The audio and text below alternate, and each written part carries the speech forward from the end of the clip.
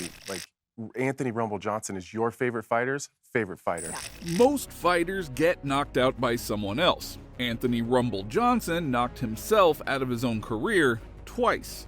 This is a guy who flatlined Alexander Gustafsson in front of 30,000 screaming Swedish fans like it was just another Tuesday. Joe Rogan called him a physical freak. Dana White was already planning his title shot. Everyone thought that he was the one. But a few months later, he walked away from the sport. No injuries, no explanation, just silence. He came back, smashed another opponent, and then disappeared again. No press conference, no goodbyes, just vanished. So how do you explain that? How does a man with nuclear warheads in his fists choose to pull the plug on his own rise twice? This is the story of Anthony Rumble Johnson, a once-in-a-generation knockout machine with the power to end anyone, but a pattern of ending himself instead. Now, he wasn't broken by opponents, he was broken by pressure, doubt, and demons that no one else could see. So today we are unpacking how the most terrifying striker in MMA history became his own worst enemy, and why walking away was his real finish move. But to understand why Rumble ghosted the fight game, we need to go back to when his power first broke reality. Rumble Johnson didn't punch like a normal human. He didn't land clean, he didn't stun people, he shut them off. 17 of his 23 career wins came by knockout. And he wasn't doing this to scrubs. He was knocking out elite fighters like they weren't moving. That uppercut against Glover Teixeira, 13 seconds. One punch. A tooth flew out of Glover's mouth. The crowd was horrified. I hit him, then you see the tooth fly out of his mouth, and it went through the roof, the ceiling, went into outer space, hit an astronaut. You can't get away with anything, but I didn't know I knocked this tooth out. Anthony Johnson is a beast. He knocked out Glover Teixeira in the first round at UFC 202. 13 seconds into the first round, Johnson dropped him with a right uppercut, and it was a wrap. Teixeira's tooth flew out of his mouth with that hit. Ugh. This guy was so out of it, he was still trying to fight the ref, not realizing the fight was done. After the fight, Anthony called out Daniel Cormier, who was there, by the way. He's coming for that belt. With John Jones out for who knows how long, Johnson is the best contender. But what makes it even crazier? Rumble used to fight at welterweight. 170. He was cutting from 230 pounds just to make weight. A heavyweight body crammed into a welterweight shell. So it wasn't surprising when he would miss weight. It was surprising when he made it. At that weight, he wasn't just dangerous, he was just unfair. That guy fought at 170 at one point in his career. I can't even see that now. Yeah, I don't understand how he even did it. I mean, it just doesn't such a even make any massive guy. sense. His neck is like the size of his head. He has not a big, small head. He has like this big round head. Yeah. And the neck is the size of his head. So he's a big guy, a really big guy. I ran into him once while he was fighting 170. He was in the lobby of a hotel. I came downstairs. And I go, Anthony, how much do you weigh? And he starts laughing. He's like, 230? I was like, 230? You weigh 230? You got to get down to 170? Dana White once said nobody should hit that hard at that weight. And he wasn't joking. In his UFC debut, he took the fight on short notice and still knocked out Chad Rayner in 13 seconds. That was his arrival. He didn't come from a Muay Thai camp or a fancy striking gym. He was a junior college wrestling champion from Lassen College in California. But when he found striking, everything changed. Chad, just watch out. You know, when I spank you and send you back home to mama, don't be crying and say I got whooped by a black man. With Coach Henry Hooft, Rumble developed scary timing and power. Hooft said he didn't even know how powerful he was at first. It was just there. If Rumble touched you, it was over. Everyone knew it. Opponents had one goal: don't get touched. Now, Anthony Johnson did not get cut from the UFC for losing fights. He got cut for losing control. By the late 2000s, his weight issues weren't occasional, they were constant. The breaking point came at UFC 142. He was supposed to fight Vitor Belfort at 185. A clean slate. No more cutting from 230, no more scale drama, but instead he weighed in at 197, 11 pounds over. Now that is not a miss, that's just the wrong division. My favorite part about Rumble, he always had a hard time making weight. He missed weight many times, but he had an extremely hard time making weight. So Dana finally says enough and moves him up to 185. Do you guys remember this? Rumble missed that weight class by 7 pounds. Rumble just had a hard time, man. It was one of those things. He was closer to light heavyweight than middleweight. Belfort still agreed to fight him, probably because he knew what was coming and, well, he was right. Rumble gassed out, badly. Belfort then submitted him in the first round. Dana White had seen enough. You missed weight at welterweight, I give you a break and move you up. You miss weight at middleweight too? I can't keep doing this, Dana said afterward.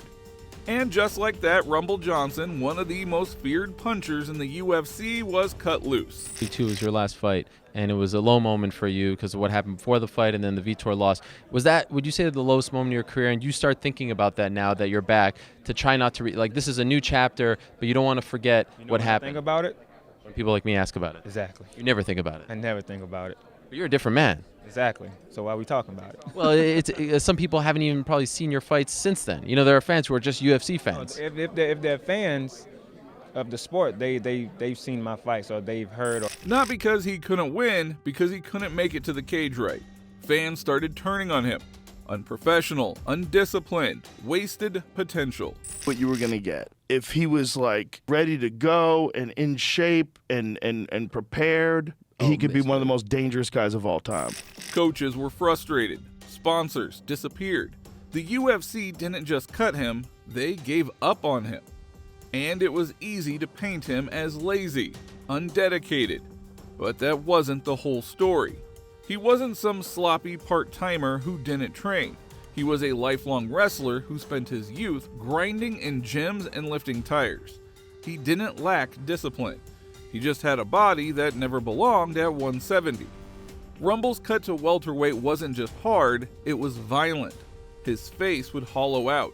His cheekbones would pierce through his skin. His body looked like it was just giving up, and sometimes it did. It makes my weight cut easy. His weight cut was horrific. He used to, his cheeks used to suck. He has prominent cheekbones, right? So like when his weight cut was fully dehydrated, when his body was like really thin, it was like horrible. It was like a skeleton. It's like, man, that guy, not good for you at all. That Vitor fight was his public rock bottom, the kind that you don't bounce back from. Well, at least that's what everyone thought. Because after the UFC dropped him, Rumble did something that no one saw coming. He reinvented himself. He stopped fighting his body. He listened to it. And when he came back, he didn't look like a failed weight cutter, he looked like a final boss. Rumble didn't sulk, he reloaded. After the UFC kicked him to the curb, Johnson signed with Titan FC and started fighting at light heavyweight and even heavyweight. No more scale nightmares, no more fainting in saunas, just violence. And it worked. In his light heavyweight debut, he knocked out Estevez Jones in the second round. Then he went heavyweight. Heavyweight. Andrei Arlovsky, former UFC champ, legit monster. Rumble dominated him and beat him by decision with a broken hand. That fight said everything. He didn't just hit hard, he could take it. He could go 3 rounds. He was durable, dangerous, determined. The UFC couldn't ignore him anymore. In 2014, they brought him back.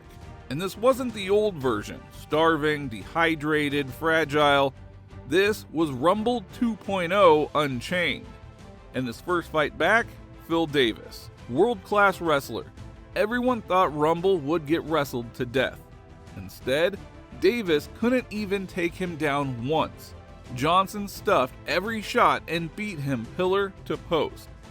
Then came Antonio Rogerio Nogueira, a respected veteran, tough chin, gone in 44 seconds. But nothing prepared the world for what came next. Alexander Gustafsson, January 2015, Stockholm, Sweden. Gustafsson had taken John Jones to the edge in their 5-round war. The crowd was behind him, 30,000 Swedish fans. It was supposed to be his homecoming. Instead, it was his execution. Rumble dropped him in the first round with a clean right hand and then swarmed. The ref had no choice. It was over in 2 minutes and 15 seconds. 30,000 people silent. Sweden was stunned. Gustafsson never even saw it coming. He admitted later that the clash of heads was accidental, but the punches weren't. That guy hits like a beast, he said.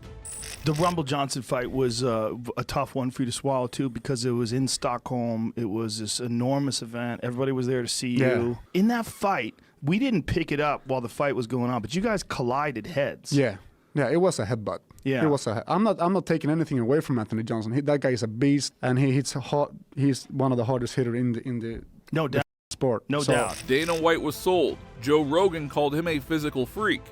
The fans started believing again. Maybe this was it. Maybe Rumble really was the guy to dethrone Jon Jones. He had the power, he had the confidence, he had the streak. The UFC started promoting the showdown, Rumble versus Jones, fireworks, guaranteed. And then Jon Jones imploded. Hit and run charges, title stripped, suspended indefinitely. Enter Daniel Cormier. Jones's curse became Cormier's opportunity. But what no one knew? If Jon was DC's nightmare, DC was about to become Rumble's curse. UFC 187 was supposed to be the crowning moment. Rumble was riding a wave of knockouts. He looked unstoppable. And with Jon Jones out of the picture, all he had to do was beat Daniel Cormier, a 5'11" wrestler who everyone assumed would get slept if he stood too long. And at first, that prediction looked spot on. Just minutes into the fight, Johnson detonated a right hand on DC's jaw. Dropped him hard. The crowd exploded. The title felt inches away. But then, something flipped. Instead of swarming for the kill, Rumble hesitated. DC got up, recovered, dragged him into deep water, clinched, wrestled, smothered. Rumble gasped. Cormier suffocated him. By round 3, Johnson was drowning. DC took his back, slid in the choke, Rumble tapped. It was the first time that fans saw him break. Not physically, but mentally. His coach later said it looked like he checked out after that knockdown. He just looked empty. Still, fans wrote it off. Everyone has bad nights, maybe next time would be different. It wasn't. Fast forward to the rematch, UFC 210. Rumble told everyone he had learned, that he was ready, stronger, smarter. What followed was one of the weirdest performances of his career. He came out wrestling. Anthony one-punch killshot Johnson tried to out-wrestle an Olympic wrestler and Daniel Cormier. Literally was sitting next to Jimmy Mano and I go, what is he doing? Why is he trying to wrestle Daniel Cormier in the first round of this fight? He should be keeping his distance, using his great kicks, punches. So I'm no trainer or cornerman, but I mean I just didn't expect to see that. The crowd was confused. Commentators were stunned. Even his corner was yelling at him mid-fight, pleading with him to throw hands. He didn't. Cormier took him down again, broke him again, choked him out again. Cormier later said that Rumble seemed to check out mentally before the fight ended. And that was the difference. Rumble didn't lose to DC's skills. He lost to the pressure of expectation, to the voice in his head that always asked, what if I fail again? That fear, that doubt, it followed him into every training camp. There were always rumors. He wasn't focused, he didn't love the grind anymore, he wanted out. Rumble had a body built for greatness, but a mind that didn't want to carry it. And after the second DC loss, he proved it. Because instead of talking about a comeback, he walked into the mic and said 2 words that nobody expected. I'm done. Anthony Johnson didn't limp out of MMA. He left with gas in the tank, power in his hands, and barely a scratch on him. He was 33, no injuries, no medical suspensions, no long wars. And still, he quit. I'm done, he said after the loss to Cormier at UFC 210. This was my last fight. This was my last fight. I didn't even tell Dana White. I didn't tell anybody. My coaches knew. My family knew. My friends knew. I didn't want any distractions. But I have to thank you all for being there for me, The crowd didn't know how to react. Even Joe Rogan looked stunned. Dana White was caught off guard. The MMA world wasn't prepared. But the most telling moment? His coaches didn't even walk into the cage with him. They stayed outside. They already knew. Rumble didn't retire because he was broken. Anthony, one of the things that was surprising to us was he retired because he was finished chasing something he no longer believed in. When pressed, he vaguely mentioned a business opportunity, rumored to be related to the cannabis industry, but he wouldn't give details. I gave my commitment to another job, something that I've been wanting to do for a while. It's not MMA related or anything like that. It's just time for me to move on to something else. Tired of getting punched by guys and rolling around on the ground with guys and stuff like that. Ain't nothing fun about that, yo. So, It wasn't injuries, it wasn't family. He just didn't want it anymore. In the post-fight interview, you could feel the detachment. He wasn't bitter, he wasn't angry, he was done chasing ghosts. Rumble said, "I've got other stuff to do," and he left. But underneath the surface, there was something heavier. Yeah, I was kind of stunned when he decided to retire, but what he said was interesting. He said, I'm not a fighter. He goes, I'm an athlete. He goes, I'm just really good at fighting. I don't know fighting. I don't know if that's correct though. I would see him more like a fighter. You know, he's a great athlete, but I see him more like a hardcore fighter. I don't, you know, of course he's not. We all are athletes doing this, right. but he's more like the. Some believe that he had never recovered from the pressure of expectations. Others said that he hated fighting, but was just too good at it to quit until that moment. One former teammate put it best. He didn't quit fighting, he quit pretending to love it. That made the whole retirement feel sad. Not dramatic, not heroic, just hollow. He was the most terrifying man in the division, the one that everyone feared. And he walked away in silence. No farewell tour, no belt on the line, no gloves left in the cage. Just a ghost fading before anyone had the chance to say goodbye. Fans were left with a haunting what if. What if he had stayed focused? What if he had thrown hands in that rematch? What if he had actually fought John Jones? Because that was the fight that everyone wanted. Rumble versus Jones, power versus precision, one punch against the greatest to ever do it. And now, it was gone. No closure, no climax, no legacy-defining moment, just a final whisper from a man built to roar. But if you thought that was the end of Rumble's story, well, you didn't know him at all. Fighters never really retire, especially not ones like Rumble. 4 years passed. Then one day, out of nowhere, Rumble announced he was returning. Not to the UFC, but to Bellator. And when he showed up, he looked terrifying. Before there was Francis Ngannou, there was Rumble Johnson. He was, for the fans who are newer to the sport, he was the boogeyman of the division. He was the guy that you got excited about whenever you'd see him on a card. And I feel like, anybody who touches this sport wants to leave a legacy, a fingerprint that regardless of how much time passes, no one will forget and everyone will continue to talk about you 10, 20, 50 years from now. And Rumble did that. Jacked, explosive, motivated, almost like he hadn't aged a day, like the beast had just been sleeping. His Bellator debut was against Jose Augusto. It didn't go smoothly. In fact, Rumble got rocked badly in the first round. Stumbled, fans held their breath, but that's when the old monster showed up again. Boom, one punch. Jose Augusto collapsed. The power was still there, Rumble was still dangerous. The MMA world perked up. Could this be it? Was Rumble really back? Nope. That punch would be the last we would ever see from him. He pulled out of his next fight and then disappeared again. No interviews, no social media updates, just silence. It felt familiar, but this time, something was different. Whispers started spreading. Personal issues, serious ones. Scott Coker, Bellator's president, said, "Rumble's dealing with something serious, we're giving him space." He never revealed details publicly, but behind the scenes, things were getting dark. In late 2021, it was discovered that Anthony's health wasn't great.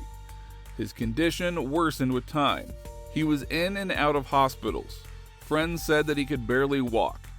His body, once chiseled from granite, was falling apart. The rumors were confirmed in 2022. Johnson was battling a rare autoimmune illness affecting his organs. By the time that fans found out, it was already too late. On November 13th, 2022, Anthony "Rumble" Johnson died. He was 38. His death rocked the MMA world. Fighters, coaches, and fans flooded social media with tributes. Going through the things he went through over the last year, it was just hard to watch and hard to see, especially a guy like that. I know we say it a lot when it happens to people, but he didn't deserve that. And I know a lot of people that have that condition, they don't deserve it. I guess it's just the cards were dealt in life, and it's good to see he's not suffering the way I watched it, if that's the silver lining you can take out of that. But even bitter rivals like Daniel Cormier offered heartfelt messages. "Rest in peace," he wrote. "For a guy who struck fear into so many, you were one of the kindest people I've ever known." That was Rumble's contradiction. Devastating in the cage, but gentle outside of it. He wasn't a loudmouth, he didn't chase drama. He faded out quietly. The final self-knockout wasn't a missed weight or a bad strategy. It was a battle that no punch could fix. His gloves didn't come off in front of a crowd this time. They came off in silence, in a hospital room, surrounded by those who loved him. Not as a fighter, but as a man. And just like that, Anthony "Rumble" Johnson was gone, but never forgotten.